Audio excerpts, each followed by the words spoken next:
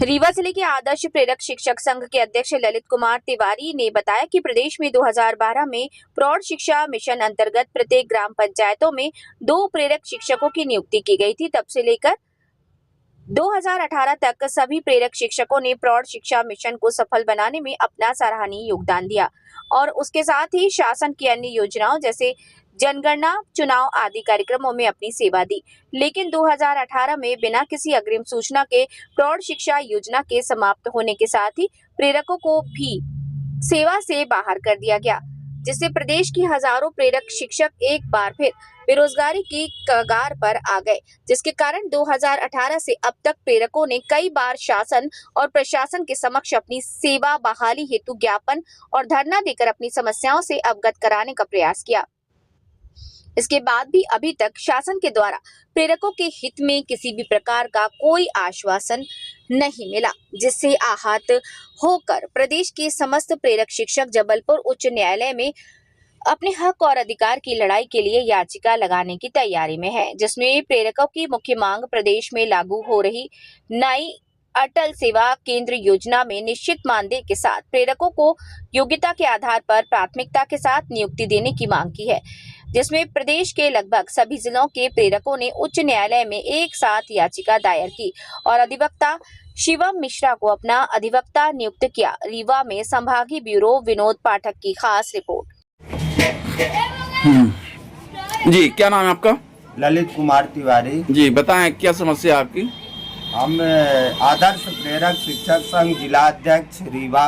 जी, साक्षर भारत योजना अंतर्गत हम लोग हर ग्राम पंचायत में संविदा आधार पर नियुक्त किए गए थे। जी, एक महिला और एक पुरुष जी, जो प्रौढ़ शिक्षा का संचालन करते हुए हर योजना में काम करते थे। जी, 2011-12 में हम लोगों की संविदा आधार पर भर्ती हुई थी शासन के पूरा नियम के अनुसार, जी, जो कि 5 वर्ष संविदा पर काम करने के बाद जी, सरकार ने 2017-18 में हम लोगों को निकाल दिया। जी, और हम लोग अपने रोजगार के लिए कई बार धरना, आंदोलन, प्रदर्शन किए।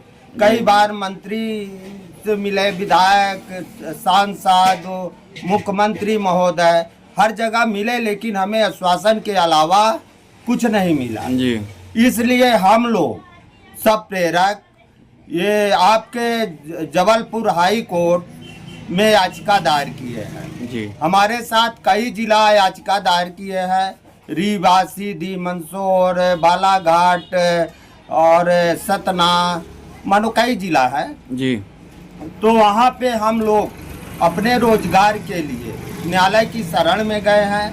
सरकार से आपकी क्या मांगे हैं?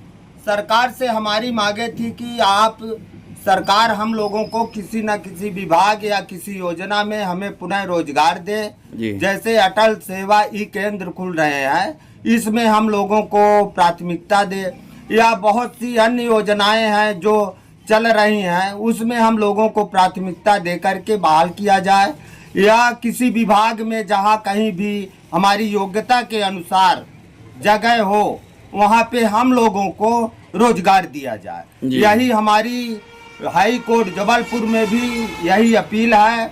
और हमारे याचिकाकर्ता शिवम मिश्रा जी, हाई कोर्ट जबलपुर वकील जी, इनको मैं अपना प्रकरण दिया हूँ। जी, और शासन तो अब हम लोगों की बिल्कुल नहीं सुनी। जी, इसलिए हम लोग विवश होकर के आज कोर्ट की शरण में। अच्छा, तो इसमें और आपके क्या क्या बिंदु हैं? इसमें हमारी यही बिंदु है कि हम लोगों को जब से हमारी नौकरी से निकाला गया, संविदा समाप्त की गई, आज तक हमें एज में छूट दी जाए, या अटल सेवा ई केंद्र जो खुल रहे हैं वो राजस्थान के तरह 9,500 रुपये मान दे करके मध्य प्रदेश में खोला जाए और उसी में प्रेरकों को सभी को समायोजन या प्राथमिकता दे के नियुक्त किया जाए। अच्छा। और या अन्य विभाग, कोई भी विभाग हो, उसमें अगर हमारी योग्यता के अनुसार जगह है तो उसमें भी हमें रखा जाए प्राथमिकता के आधार पर। जी, और इसके लिए आपने कहाँ इसके पहले ज्ञापन दिया है?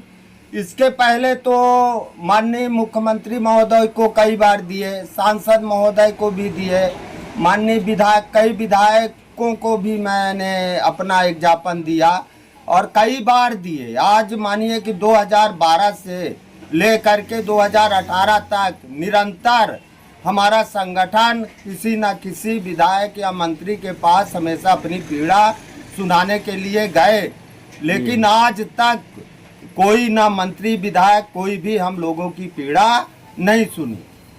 तो इसके बाद आपका अगला चरण क्या होगा? अगला चरण कोर्ट जो निर्णय देगा उसे मानेंगे। अगर हमारा संतोषजनक निर्णय रहा तो हम लोग मानेंगे, नहीं तो फिर सुप्रीम कोर्ट तक लड़ेंगे। और जहाँ तक है तो अभी प्रयास चल रहा, सरकार से भी अभी हम जाएंगे और अपनी एक बार पुनः वृथा सुनाएंगे। जी, चलिए, धन्यवाद।